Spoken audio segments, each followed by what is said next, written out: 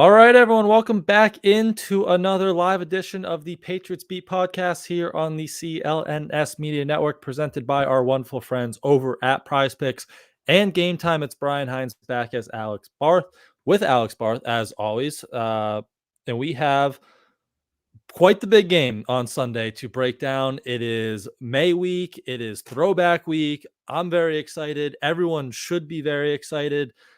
Even though it doesn't seem like many people are. I see a lot of people online. It seems like a 50-50 split. You have people excited, and then there's the other half that's nervous, which I get a little bit of nerves with your number 3 overall pick going in there, or the scared crowd that says, he shouldn't start this week. Some people say he shouldn't start at all, but Drake Maye is starting. He's ready to go, and we can start right with that, with this matchup against the Houston Texans, which I get league high pressure rate against offensive line that we've talked about a lot. It is struggling. So he's getting thrown right into the fire. But if you look at the schedule, you're going to throw a rookie into the fire every week. If it's not this week, it's next week against the Jaguars, who have Josh Hines-Allen running off the edge and a funky week of work going to London. And then the week after that is a Jets defense that just, bullied you and you only scored 3 points again. And then the next 2 weeks are Tennessee and Chicago on the road, 2 top 10 defenses. So every week it's going to be tough. So you might as well just put them out there now. And apparently some people down in Houston aren't exactly as high on this defense as we're making it out to be, which you can go ahead there and talk about this defense a little bit. Well, first off, whoever says you're not giving us a fire fit, the Julian Edelman Happily Miserable sweatshirt absolutely qualifies as a fire fit every time. This is one of my best. All I do is wear a black t-shirt. That's a fire fit right there. Yeah, so it's funny. So I just wrapped up. I recorded an episode of the Sports Hub Patriots podcast with Landry Locker. He hosts The Locker Room. It's a Texans podcast on YouTube. That is already up on audio. The video is up at 7:30. What a coincidence, right when this show ends, on the Sports Hub YouTube channel. I also did a hit with the radio sports talk show in Houston right after that. And they both kind of said the same thing. Why are people so freaked out about this spot? And look, they're like, yeah, it's a good defense, but it's not the 85 Bears. This is a defense that has struggled to contain quarterbacks that can create with their legs and extend the play. This is a defense that is very front heavy. Like, the edge guys are great. There's not a ton of pressure coming up the middle. Their linebacker play hasn't been great. They can stop the run, but against the pass. The other thing that Landry brought up that was really interesting, and this is why I like talking to reporters from other teams, you kind of miss some of this stuff. There's a lot of guys that play 100% of the snaps for this Houston defense. First of all, some of those guys are out this week. I know I got to pull up the injury report. I know one of their corners, it looks like might not play, and they've really only used 3 corners all season. They have Kamari Lassiter. Yeah, Kamari Lassiter. Yeah. He said they've just brought in guys off the street as depth, and those guys really aren't tested. Sound familiar? With the Patriots, another position, right? But and yeah, they've had their issues, and the numbers he said should be worse. They've gotten lucky with a lot of teams missing throws, just missing open receivers against them. So it doesn't mean May's going to come out there and totally light it up. We can get into my expectations for Drake Maye. They're not super high for this game, but it is interesting that the sentiment in Houston is kind of, they're expecting to win the game, but because the national media has run with this, like it's malpractice to put Drake Maye in against this defense. And they're all down there like, are you guys sure? Like, are you watching the same defense we are? So I just thought it was really interesting. 2 different media people in Houston kind of expressed that to me, that they're surprised that people are as freaked out about Drake Maye starting against this team as they are. Yep. Yeah, it's Will Anderson and Danielle Hunter are nothing to scoff over on the edge there. Right. But yeah, as you mentioned, Kamari Lassiter's played 100% of their defensive snaps, hasn't participated all week with a shoulder injury.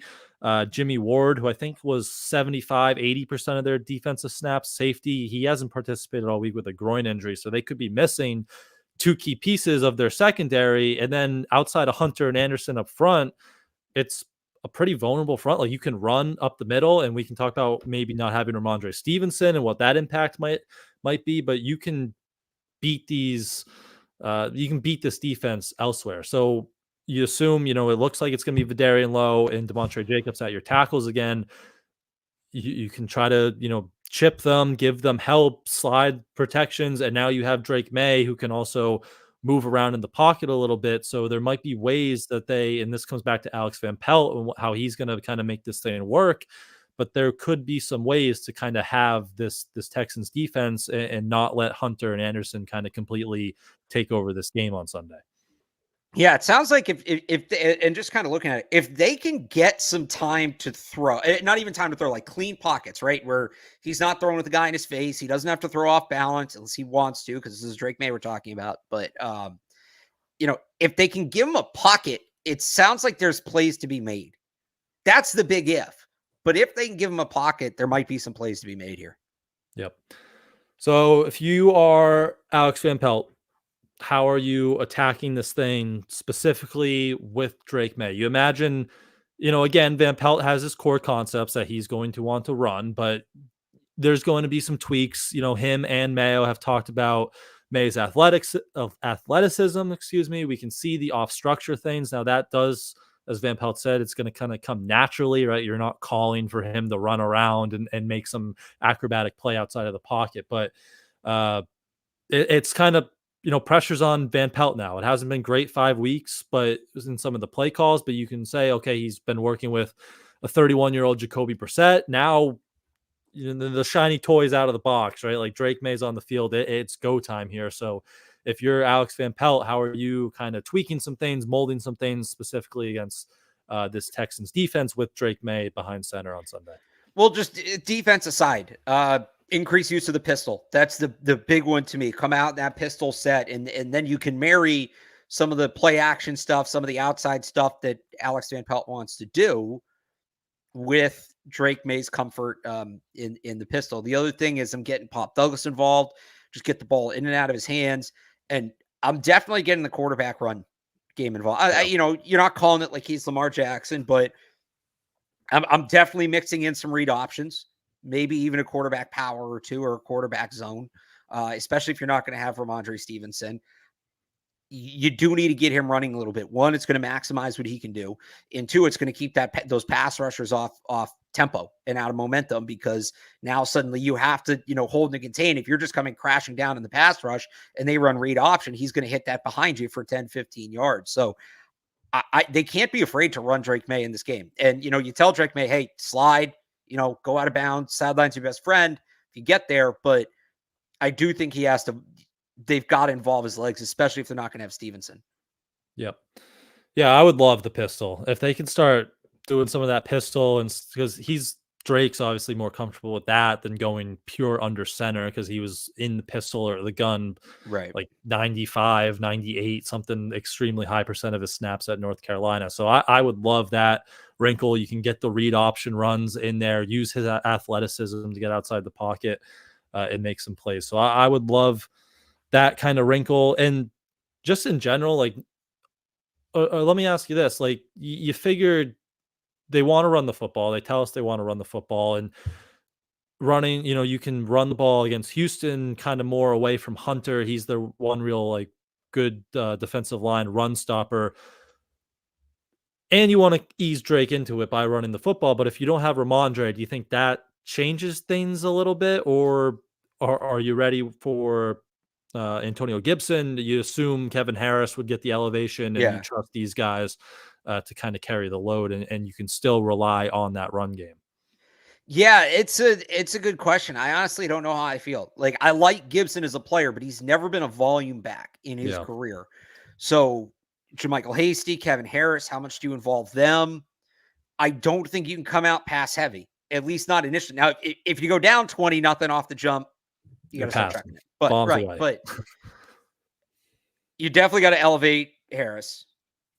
And then, you're going to have to establish the run somehow. You're going to have to do it. And I do think this is maybe a game where you see one of those practice squad guys, but like, I trust Gibson to give them a handful of like explosive runs like Stevenson would. The bigger loss to me is Rhamondre Stevenson can take a run that should go for 1 yard and turn it into 4. right? Or take a run that should be stopped in the backfield and turn it into a 1-yard run. And, that hidden yards, right? There's the stat through 2 weeks that he had more yards after contact than he did yards because he was getting hit in the backfield so much and still creating. So that is the bigger loss to me. Like Rhamondre Stevenson, even when he wasn't hitting these 10, 12, 15-yard runs, he's going for 5 here, 4 here, 5 here, 6 there. And it allowed the Patriots to stay ahead of schedule, which is so big for a rookie quarterback and not getting into bad situations, not getting into second and longs, third and longs, right? Second and manageable, third and short. That's where they're going to miss Stevenson the most to me. And I don't know that you have a guy that can replicate that. And the best chance at replicating that may actually be Drake Maye running the football. Yeah. Even with Stevenson, like how many times did Jacoby just kind of dump it off in the flat on 3rd and 3 and Stevenson makes one guy miss, moves the chains, stuff like that. So that could be an area where maybe you're more confident in Gibson, right? If you get him one-on-one with a linebacker in the pass game. But yeah, well, some of those runs that they might really miss Stevenson there. So back to Maye. It's not going to be perfect, but what are your kind of, unless it is perfect and we all have a great time on Sunday down in Gillette, but what are your expectations for him in his first career start? Because if you look at all the other rookie quarterbacks this year combined, none of them threw a passing touchdown through the first 2 weeks of the season. But now you're seeing, Jaden Daniels, Caleb Williams, they're slowly progressing and getting better as they go, but it wasn't, as you would expect, it wasn't perfect in their first start. So what are your kind of expectations for Drake here in his first one? Look, Brian, I'd warn you about celebrating if it's perfect. You want a stat line here from a Patriots quarterback's debut? 29 to 39, 281 yards and a touchdown with no turnovers. How would you feel if that's Drake Maye's day on Sunday? 20 of 39? 29 of 39. 29 of 39, 281 yards. and a touchdown with no turnovers. I would take that. I mean, yeah, would you be ready to declare him the future? Are we running for another 50 yards on top of that and winning the game? I'm just giving you a passing stat line. No, I'm not declaring him the future. All right. But well, that was Mac Jones. That was Mac Jones at his opener. How would you feel if Drake Maye... They lost that, right? That was the Dolphins. Yeah, Damon Harris fumbled on the goal line. Yep. How would you feel if Drake Maye went 13 of 23 for 168 yards, no turnovers, no touchdown? 13 of 23, 168 yards and no turnovers? And no touchdowns. Wouldn't love that, honestly. That's Tom Brady. Okay. So maybe that's what we're going for. Well, yeah, Jacoby Brissett was having that with no problem getting those numbers, and that wasn't working. Well, all right. How would you feel about 11 of 19 for 103 yards and a rushing touchdown? 11, 19, 103 yards. Yeah, and a rushing touchdown. Wouldn't love that one either. That was Jacoby Brissett against the Texans in his debut. There we go. So the point of this, we can keep going with these if you want to keep guessing them. I have like a bunch of them. I wrote them this morning on 985thesportshub.com. Maybe we'll end the show with that. I'll see if you can guess the rest of the Patriots debuts. Okay. The point being, like, this game is not indicative of who Drake Maye is going to be, good or bad.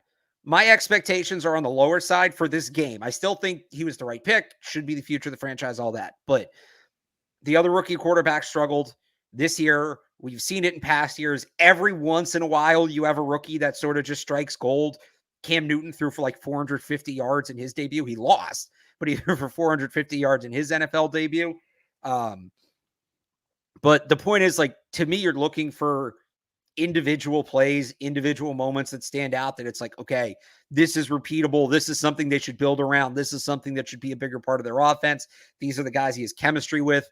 I'm not expecting him to be great. I'm not, just because guys have struggled early. And I know we sort of opened the show saying people are maybe too worried about the defense, but it's still a good defense. It's not an amazing defense, but it's still a good defense. Just for the sake of argument, to go back to it for the exercise, Drew Bledsoe in his NFL debut, 14 of 30, 148 yards, 2 touchdowns and a pick. Maybe up the yardage a little bit to close to 200. That's kind of what I'm expecting from Drake Maye. Complete about 50% of his passes, give or take. Call it around 200 yards, touchdown or 2. I do think he's going to turn the ball over. I am like, prepare yourself for that. And you know what? If he does that, I'm fine, because there's some plays in there realistically that you're going to be able to point to and say, all right, these are growing moments, and probably some plays you look at and say, yeah, maybe don't have him do that again. Maybe don't make that a part of the offense. That's what this game's about to me. I'm not expecting him to come out in his first start and justify the pick, right? That's going to happen over the course of this entire year. And the expectations are going to rise as the season goes on. I think a lot of people, there's been so much hype around him since the draft and the way the season started. Like, I get it. I think a lot of people, though, are kind of geared up for him to justify that hype in 60 minutes, and it's just not going to happen. Yeah. You want, as you said, a couple flash plays that we can go and we can look at and say, okay, that's something to build on.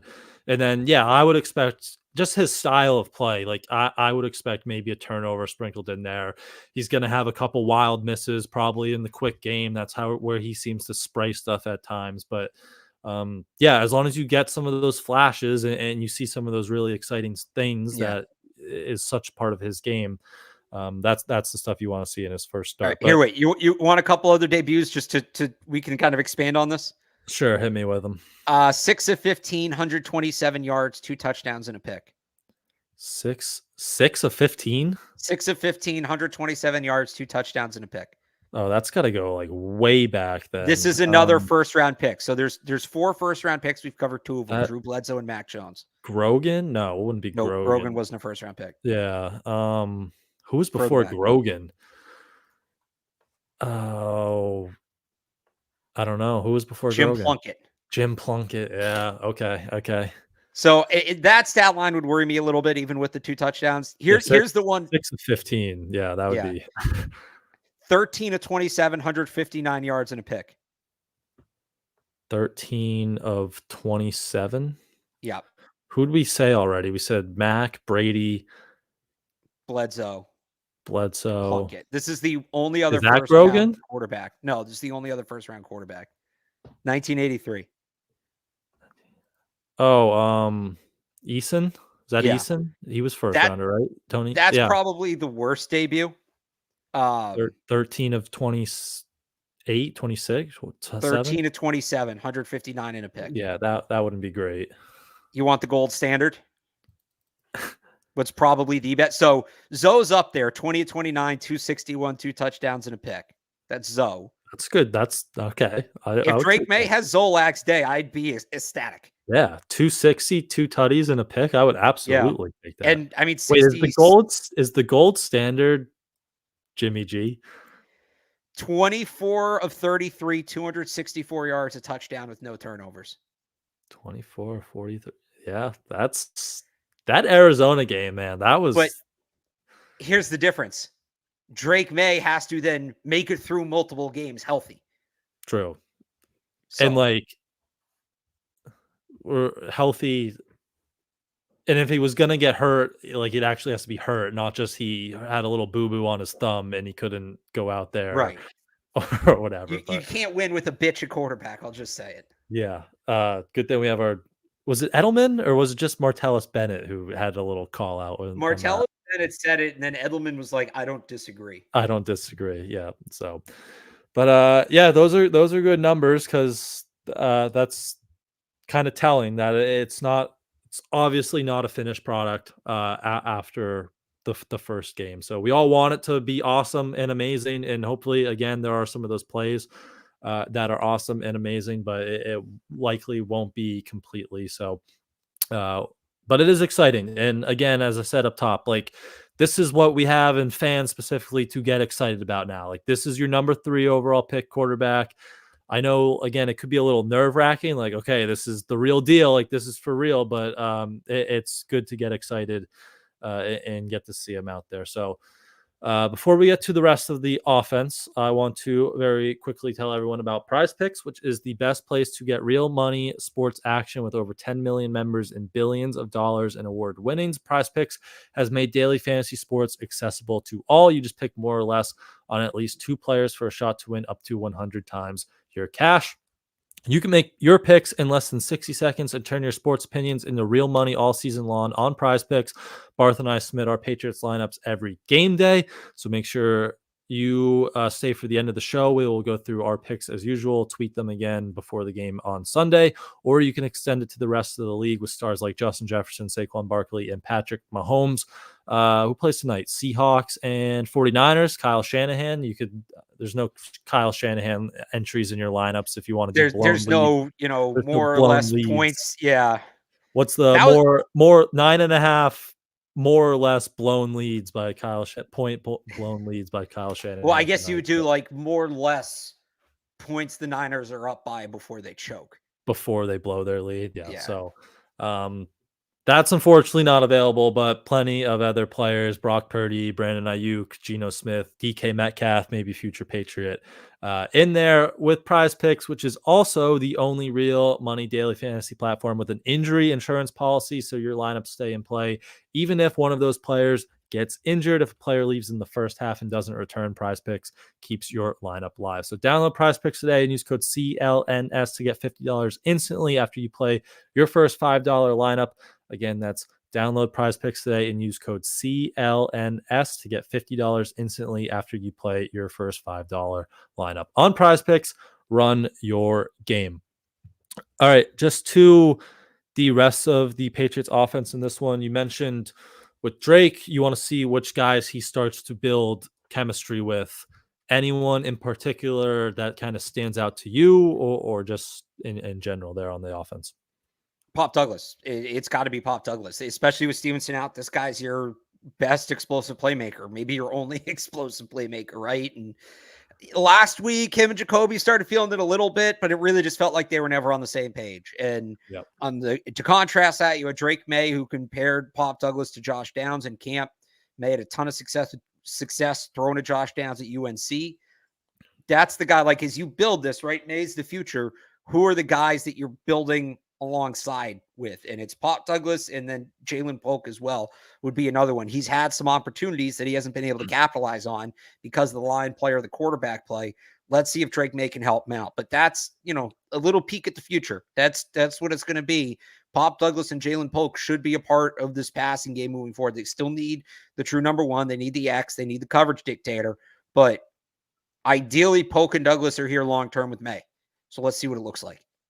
Yeah, definitely Polk will be interesting with those two connections. Pop, and like you just mentioned, he's one of their most electric playmakers, but also he lives kind of in the middle of the field, and that's an area that Drake loves to attack, right? He's going to have the quick game, the inbreakers over the middle, which Drake, again, really likes to target. And I think we also could see a little bit more Pop Douglas working down the field. That's some stuff he runs those routes occasionally, but they've never really had a quarterback who can get him the ball, and Drake isn't going to be scared to push the ball downfield. So that would be interesting if they could maybe unlock a part of Pop's game that we haven't even seen. And that goes back, big picture when you're trying to answer these questions and who we can build the offensive around. The more these guys can do, the better you feel about the group kind of moving forward there. So yeah, definitely Polk, definitely Pop. You expecting anything out of Kayshon Boutte? He's had his role elevated a little bit more. We should see, based off what Kendrick Bourne had to say, we should see a little bit more of Kendrick Bourne, who I know you've always been very high on, and now maybe this is the best quarterback he's got to play with in New England here. So anything else from that receiver group, or even Hunter Henry, Austin Hooper, in those tight ends as well? Sorry. Yeah, Bourne. I mean, he's Bourne and Henry, veteran receiver is going to help a young quarterback. Henry, especially. Obviously, I'm excited to see Kendrick Bourne. But, when I think young quarterback, all right, veteran tight end is going to be a safety blanket. Hunter Henry's been pretty involved in the offense at this point, as involved as you can be in a passing game that hasn't had a ton of volume. But I would expect Maye to look his way early and often this week. Yep. All right. So anything else there offensively? I saw someone ask, Drake had good chemistry with Javon Baker. He just seems kind of buried down the depth chart at this point, with AVP saying the last time you spoke that it was just kind of the mental side of things that he had to get checked off. He seems kind of far away from seeing the field. I know we want to see another young guy out there, but especially with Drake now in there, everything has to be catered to him, and you can't have a receiver out there who doesn't know how to line up or is making kind of mental mistakes. So I would be surprised if we see Javon Baker in this one. Opposite of that, though, where do you think KJ Osborne, he's been limited this week, kind of fits back into this receiver group if he is healthy and ready to go? Backup, like maybe he gets some time over Kayshon Boutte, but Ooh, sorry. Yeah, you're trying to get that bot out of here. Good job. Yeah. Got it. Yeah, sorry, that just distracted me. Yeah, no, I don't know. Like Kayshon Boutte's been good. It's tough to say you're taking him off the field. Bourne, Pop, and Polk are all better receivers. So I think he's kind of the odd man out. He's that fifth guy that maybe gets a couple of snaps just to give guys a rest. And, if you know you're going to go run heavy, maybe you come out and put him out there in 11 because he can block. And maybe that's his role, like in obvious running situations, he's on the field to help block. But he shouldn't be top 3 in the rotation at receiver. You can split hairs with him and Kayshon Boutte, but he should not be top 3. He shouldn't come close to being top 3 in the receiver rotation. Yep. Agree with that. So that is the offense. Drake Maye, first start coming. Exciting times. We'll see. Rhamondre Stevenson hasn't practiced all week with that foot injury, so that'll be a big question mark that we'll have to see. But trending in the wrong direction there. But anything? I mean, we didn't talk about the offensive line really. Just any thoughts or notes there? I mean, Nick we Leverett. might have the same 5, so that's exciting. But that would be what a concept. I do worry about Nick Leverett though. Had a rough game last week. Is hurt. They've brought in 2 centers this week, and they signed Ben Brown to the active roster and Sincere Haynesworth on the practice squad. I wouldn't be surprised if Brown is here to compete for that job at some point. Now, I would expect him to be inactive this week because he just got here today, and it's a really complex role in this offense, really complex position. But do we maybe see some Brian Hudson if Nick Leverett struggles? I wouldn't be surprised if he's elevated again. And if he plays a little bit, if Leverrett's not getting it done, because look, we talked about those edge rushers, and Vidarian Lowe is coming off a very good game. So you have that, but nothing's going to blow up the plans more than pressure up the middle. You got to give Drake Maye an alley, not even a pocket, just an alley to step up into. And if Leverett's getting blown off the ball and if he can't pass block, that's going to be a problem. Yep. Yeah, we'll see about those centers, but it looks like maybe Brian Hudson and one of those backs, Kevin Harris, are your 2 practice squad elevations, or they have a spot open on the 53, so they could. Well, I would think that goes to Talkie. Yeah, if he's ready to go. So yeah, maybe an elevation. Looks like maybe those 2 elevations could be on the offensive side of the ball with Hudson and Kevin Harris there. But let's go to the defense. Big test. CJ Stroud. Stephon Diggs, Tank Dell, high-powered Texans offense. They are down Nico Collins, who's been like the best receiver in football this year. I think he leads the league in receiving yards. So how are you constructing the secondary? It feels like without Nico Collins, you can kind of just line up and play these guys man-on-man with how Christian Gonzalez and the Joneses have been playing. Is that how you would kind of try and attack and slow down this Texans offense with that is led by Stroud and those receivers? Yes. And look, Diggs and Gonzalez, that matchup fascinates me. I know Gonzalez has faced Tyreek Hill and AJ Brown and like a lot of these really great receivers. Who else am I missing? Jamar Chase, obviously, right? In some ways, this is the biggest matchup for me, for Gonzalez right now, because of what Diggs has done to the Patriots in recent years. Whether it was Jonathan Jones, whether it was JC Jackson, he would just destroy their defense. And it was the first thing I said when they drafted Gonzalez. I think my first reaction was like, finally, a guy to cover Diggs. Now, obviously, they didn't get to match up last year. Gonzalez got hurt, and now he's not in Buffalo. He's in Houston. But like, let's see it. Let's see it, kid. Diggs has been good. Like, Diggs has kind of been revigorated in Houston. And I think he just quit on that Bills team last year. I still think he's a hell of a football player, and he's going to be the focal point with Nico Collins out. But you're right. With Nico Collins out, it is pretty straightforward. And the Patriots have been playing a lot of zone. You got to go back to man. You got to go back to man this week because it's a clear man coverage game where you put Gonzalez on Diggs, Jonathan Marcus Jones, however you want to sort that out on Tank Dell. Xavier Hutchinson is the third receiver. Bothers me a little bit because they've had trouble. We've talked about this, Brian. They've had trouble with those bigger receivers, but whether that's Marco Wilson, Maybe Marcus Jones gets some reps over there. Maybe this is finally an Isaiah Bolden game, although I know he was added to the injury report today. I was ready to say we should finally get some Isaiah Bolden on defense. Now he pops up limited with a hamstring injury, of course. The big mismatch to me, the big potential mismatch to me, though, is the tight end, Dalton Schultz. And he hasn't been used a ton in this offense. He's a little banged up to start the season, but this is a good player. Like, Schultz is one of the better tight ends in the league. Can I give you some stats quick on him? Because you were talking about this down at Gillette today, and I was saying I thought he's been kind of quiet this year, which he only has 14 catches, 116 yards on the year, but he had 6 targets last week. All of them came in the third and fourth quarter after Nico Collins went down, and 4 of them came on third downs. He received 5 looks the week before when Tank Dell was inactive. So he's been ticking upwards in terms of usage, especially as they keep losing these receivers there. And we know the Patriots have struggled with tight ends, right? And especially obviously without Peppers. We'll see what happens with Kyle Duggar. He returned to practice today, which feels like a good sign, but we'll see. And like how mobile is he? All of that. Like there's some videos of practice where he didn't look like he was moving around super well. Is it Marte Mapu on him? Again, could be a spot for Isaiah Bolden. I think if Schultz goes up, like Schultz can break this game for the Texans. Like I could see Hutchinson having a big game too. But the thing is, like, if Xavier Hutchinson goes for 8 catches, 100 yards and a touchdown, tip your cap. Like there's only so much you can do. That's just a player going out making plays. Schultz is a guy that, like, I don't know that they can stop. He's going to be a challenge for them. Yeah, that'll be interesting. Did you mention Del Pettis at all in that group? So Pettis, sorry, I knew I was forgetting somebody, and I actually talked to Del Pettis about him today, and Pettis acknowledged, like, yeah, physical guy, big guy, going to be a challenge.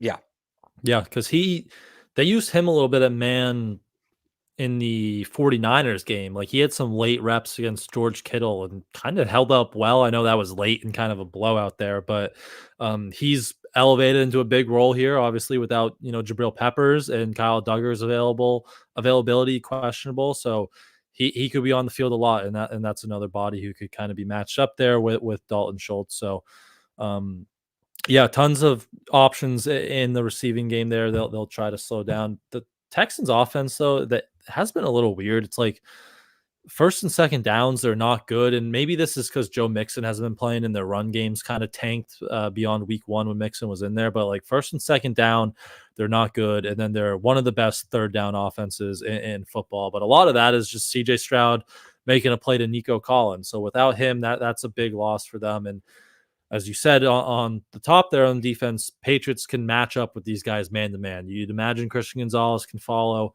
Stephon Diggs around a lot, and then one of the Joneses can take Tank Dell, and those seems like good matchups across the board there. So more man-to-man, I agree with you.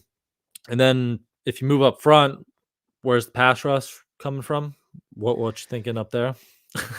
I don't know, man. I don't know. Like, Keon White's kind of fallen off. Do you maybe get more from Dietrich Wise? Pass rush evaporated very quickly. Maybe, if you get Sione Taki back, or can he maybe play a little bit on the edge? Do you start rushing Jelani Tavai a little bit more? Duggar, they used to blitz Duggar a lot when he was a rookie, and I really liked that. And they stopped doing it. Now, I don't know that this is a week with the bad ankle that you go back to it, but yeah, I don't know. I don't know. Like, the pass rush has suddenly become a really significant problem for this team. Yeah, I know. And you're not getting much from Josh Uche. Maybe now that he's more back into that situational pass rusher role, he can give you something, but it's been kind of disappointing, especially with Keon White kind of taking a little step back. The pass rush has been an issue there, but you mentioned Taki, and we saw Mapu come back last week. You expecting, maybe 100% of snaps from Mapu again, especially if Kyle Duggar is out. But anything from those two guys in particular that you'd like to see or like in this matchup against Houston? Sure. Well, look, if Mapu's going to have the green dot, like, he's got to stay on the field, right? He's not going to come off. Taki, I'd expect to play a good amount. They need the linebacker help. They have not been good tackling. Raekwon McMillan has struggled against the run now. Yeah.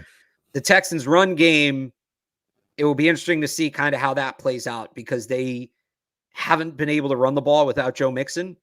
Joe Mixon returned to practice today for the first time in I think since the opener, right? Was it the opener or week 2 that he got hurt? It was week 2. He's on my fantasy team, unfortunately. Okay, So so I know this quite well. He had he got hip drop tackled in week 2, and then he came back for like 1 or 2 plays, and then he just hasn't been seen since. So this was his first Yeah. practice in a while. So I High don't ankle know. sprain for him. Yeah, I don't know if he'd be ready to go. I think someone said even if he's ready to go, it'll probably be more of a rotation because Dameon Pierce also returned to practice, and then they have Cam Akers in that backfield. So you might just see a good dose of all 3 of those guys. But yeah, the run game hasn't been the same since Mixon came out of the lineup there. So that maybe gives you a little bit of a break if you're the Patriots, but they got to be able to tackle better. They got to be able to play the run better. And I think Taki will give them more than McMillan's giving them right now. So if that's the case and Houston starts running the ball on you, he needs to be on the field. Yep. Agree there. So that seems to be kind of the game plan against CJ Stroud in that Texans offense. Again, big break. They don't have Nico Collins, and maybe we'll see about Joe Mixon, but probably not 100% if he comes back to play. So should be a good matchup there. So wrap up here. Special teams, again, an eventful special teams last week against Miami. Yeah. What do you want to see from them just to kind of steady the ship here? No penalties. That's the big one. I mean, obviously, make your kicks, down punts, things like that, but like no penalties. Those were 2 brutal penalties they took last week. Not necessarily like how egregious the penalty was, but just the situation they took them in. So get that cleaned up first and foremost. And then, besides that, the kick coverage still looks good. Behringer I wouldn't call it a shank, but it wasn't one of his better punts there late in that game in a key spot. But the big thing for me, again, I'll just keep going back to they win that game, I think, last week without those penalties on special teams. Like that was a big part, and the missed kick. Like just get your gimmies, don't commit penalties. They don't have the margin for error for that. Especially against the Texans. You can't give, CJ Stroud in that offense. And you want to keep this as managed, like you want to keep this as a close game so you can call your script for Drake Maye, right? You don't want to get behind and have him having to drop back every single play. So yeah, the special teams, you can't be giving them points and stuff like that. So that'll be hopefully they can clean that stuff up. So that is your game preview. Exciting. Like, is this the most excited you've been? I don't know if you're as excited as I am because of the Drake Maye, but is this the most exciting Pats game we've had in a while here? Yeah, I mean, there's energy for it. There's buzz for it. Also helps that the Texans are a better team, but there's some interesting matchup things to talk about. Yeah, and now it's up to Drake Maye to keep the buzz going. Yeah, and if you want to be there, make sure you guys are using Game Time for all your tickets. And they, of course, have a new feature called Game Time Picks that makes getting tickets to see your favorite teams play live even easier because Game Time Picks filters out the fluff to show you only incredible deals on great seats so you don't have to waste time searching through thousands of tickets. On Game Time right now, you can get into Texans at Patriots on Sunday with Game Time Picks. Let's see, they have a super deal, $140 lower level. You can sit first section right in front of the lighthouse, $120. By the other Jumbotron, $110. So some good deals on the Game Time app. And of course, they have their lowest price guaranteed and other in-app promotions and details such as seat views, all-in pricing, and of course Game Time Picks, which makes it even easier to save on your sports tickets. And if you're looking for your concert, comedy, theater, or any other tickets, head there as well. So take the guesswork out of buying tickets with Game Time. Download the Game Time app, create an account, and use code CLNS for $20 off your first purchase.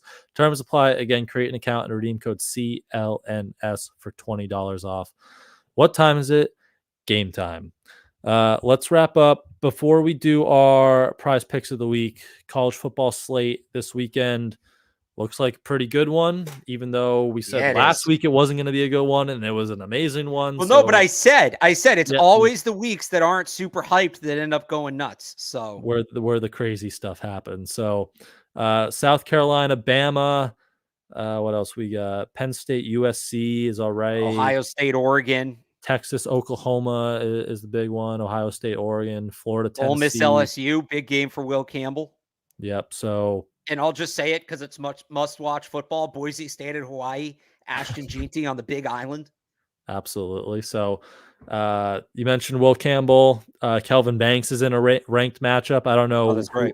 who Oklahoma has coming off the edge there. Oklahoma's still ranked? I forgot about that. They're 18th too somehow. So that's in the 3:30 window, and then you can flip over to Will Campbell in the 7:30 window. So some good opportunities to see both of those guys, and then my guy Ariante Ursary in the 9 o'clock window against UCLA. So you can see all the left tackles playing this week. But anything else you're looking forward in this college football slate this week? Well, I'll say this: you should get together with Evan on this because he didn't have the take. He was kind of asking me for like the mechanics to set up the take today on Catch 22.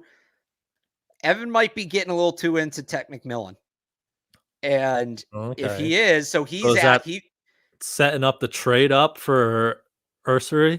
Well, so he wanted to know if he could get like McMillan and Banks or Campbell. No, you need that's two top 10 picks. Right. You're going to have to really mortgage the future. But I said, but there is this other tackle that's kind of coming on strong. And Evan likes guys that are athletes. So he's going to go, he said on the flight to London, he's going to watch Ursary against Michigan. And then, well, they're in London next week. Huge game, McMillan against Travis Hunter. So he said he'll watch that on the flight back. And if he likes what he sees from both, then maybe that sets up a take there. Yeah. He's going to, if he likes athletic linemen, I think he's going to like Ursary. Because he's a monster size-wise, 6'6", 330, I think, and he can move. He can work in space pretty well. So if that's Evan's flavor, I think he's gonna like that. So I'll get him on my side for that. But who's McMillan playing this week? Does he have a good matchup? Has he been quiet since the first game? I know the first game was like 300 yards, insane, but so he plays BYU. That's actually a decent game. He's been like the big thing for him, and this isn't uncommon with young players, like he just hasn't been consistent. So he went, let me pull up his game log because it's kind of all over the place. So he went 10 for 304 in the opener. Then he went 2 for 11 at against Northern Arizona, an FCS team. Then they played Kansas State. He puts up 11 for 138. Then he goes 6 for 50 against Utah. And then last week, 8 for 161. But, and I actually didn't realize this, he doesn't have a touchdown since the opener. So he's put up some big games. Again, 11 catches for 138 yards on a good Kansas State team, although they lost. 8 catches for 161 yards against Texas Tech, although they lost. But he isn't getting in the end zone. So make of that what you will. Interesting. But that's if the Patriots are somehow drafting a first-round wide receiver, that's probably the guy with that body type. So 6'5", 212. So he plays ranked BYU, the 14th seed Cougars in this one. So 4 o'clock on Saturday. So that could be a good one. But yeah, should be a good weekend of college football there. So let's wrap up with our prize picks of the week. Let me throw that up there, and we can go to the Patriots on prize picks. Are we just doing all Drake Maye in this, or what? Or what are we thinking? Oh, what do we got? What did we get it? No, we were like one off last week, right? Yeah, I think we again went. Bryce Behringer, I think, screwed us over because I think we might have cursed Bryce in that one. So all right, so we won't include him this week. The Drake Maye ones, 161.5 pass yards. That feels about right.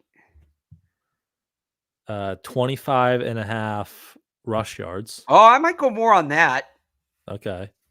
We'll go more on that. So they have their demons and goblins, which the demons are the ones they think are going to be harder, and the goblins are the ones they think are going to be easier. They have an easier on more than half an interception. So Prize Picks is also expecting a Drake Maye interception in this one. Yeah, so, but I still think we take that. You want to put that in? Yeah. Okay. And then Demario Douglas, 31.5 receiving yards. Jalen Polk, 22.5 receiving yards. Joey Sly field goals. Kendrick Bourne, 21.5 receiving How many field yards. goals for Sly? What were you saying? How many field goals for Sly? 1.5. So he'd have to make 2. I don't know about that. What was Pop's yards? So KB was 21.5. Yeah. Jalen Polk was 22.5. Pop Douglas was 31.5.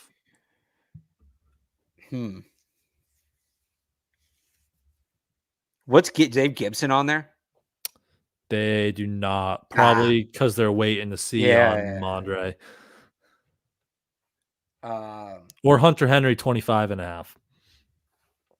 Oh, yeah. Okay. I'll go more on that. I'd go more on that. Henry. All right. Yeah. We'll go Henry. And then let's go one with the Texans over there. We'll look at the Texans squad. They have CJ Stroud, 234.5 passing yards. Or the two key guys you're focusing in on, Dalton Schultz, 33.5 receiving yards, and Stephon Diggs, 65.5 receiving yards. I'm not going to touch Diggs one because it's Gonzalez, but I think more on Schultz makes some sense. More on 33.5 receiving yards?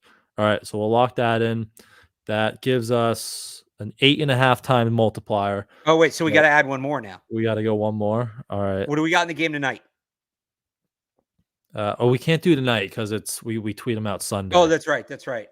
Last week we did what's the most ridiculous game on Sunday? We did DJ Moore, which hit. He had an awesome revenge game.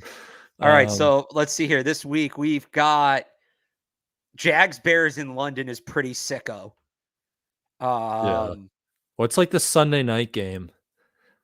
Oh, Bengals Giants. Yes. Or do we just keep riding DJ Moore? Let's see. London. DJ Moore. Well, no, because that way we got to tweet out right before kickoff. So the Sunday game's we got to go with a late one. What do we got in that Sunday night game? Bengals. How many picks for Daniel Jones? Daniel Jones. The only one up right now is more than a rush or receiving touchdown for Daniel Jones. Don't love that one. We go less on that. It's one of the demon ones, so it's only more. Oh, all right, whatever. Because it's half. Yeah. The Bengals, Jamar Chase, 77.5 receiving yards. Joe Burrow, 261.5 pass yards. Where is this game again? It's in New York. Joe Burrow, 9.5 rushing yards. Oh yeah, let's go more on that. He'll break out for a scramble. All right. We'll throw Joey B in there. So get us into double digits. All right, yeah, that gets us into double digits. So our full lineup: Drake Maye, more than 25.5 rushing yards. Drake Maye, more than half an interception. Hunter Henry, more than 25.5 receiving yards. Other tight ends, we're into the tight ends this week. Dalton Schultz, more than 33.5 receiving yards. And then we're going to be 4-0 going into Sunday night. Joe Burrow going to take us home, more than 9.5 rushing yards. That's a 13-time multiplier. There we go. Now we're talking. That might be our highest yet. So if you use code CLNS and you play the $5 hand, you get $50 instantly. And then if that wins, it's a $65 payout. So a nice little 13-time multiplier for that lineup this weekend. So it's, what is it, 13.5 you said? The multiplier? Yeah. 13. 13? All right, so that's like $800. For doing what? If you play it with the bonus. Oh, right? If you play the 50? Yeah. I did 55. 55, 715. Play 50, get 715. Okay. Not bad. I'm not good at math. Not bad at all. It's still, I'd still take it. You were close. Around $800. So, yeah, again, code CLNS on Prize Picks, and we will tweet that lineup out shortly before kickoff if you want to play along with us. But that will do it for us today. Again, exciting times. Drake Maye making his first start on Sunday. We will be back to break that down on Monday, most likely, but we will let you know, as always, on Patriots CLNS on Twitter. Make sure you're locked into Patriots Press Pass for all your up-to-date notifications. You can also follow Alex on Twitter at RealAlexBarth and head over to 985thesportshub.com. You can read all those first Patriots starts stats that are up there and all his other Patriots coverage. And you can follow me on Twitter at I am Brian Hines. and head over to patspulpit.com for our coverage there as well. So thanks everyone for tuning in with us tonight. Have a wonderful weekend and enjoy the first May Day in Foxboro.